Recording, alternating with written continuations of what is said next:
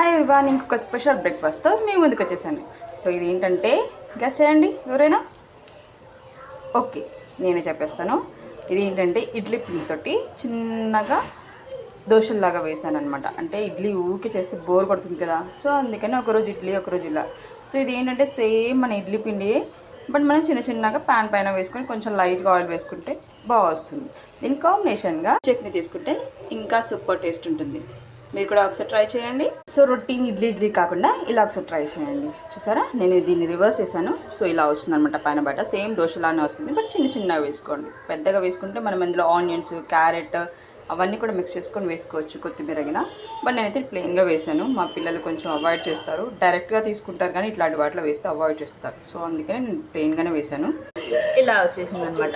ఇప్పుడు మా కన్నయ్య తినేస్తాడు దీన్ని. కన్నయ్య కొంచెం టేస్ట్ చేసి చెప్తాడు ఎలా ఉందో. కన్నా ఎలా ఉంది నాన్న? బాగుందా? సో మీరు కూడా ట్రై చేయండి. ఇలా రెగ్యులర్ ఇడ్లీ కాకుండా ఇడ్లీ ఉంటే డిఫరెంట్ ఐటమ్స్ చూడండి. ఇంకా కూడా చాలా ఐటమ్స్ చేసుకోవచ్చు. నేను అవి ఒక్కొక్కటిగా మీకు షేర్ చేస్తూ ఉంటాను. ఫాలో అవ్వండి. ఓకే.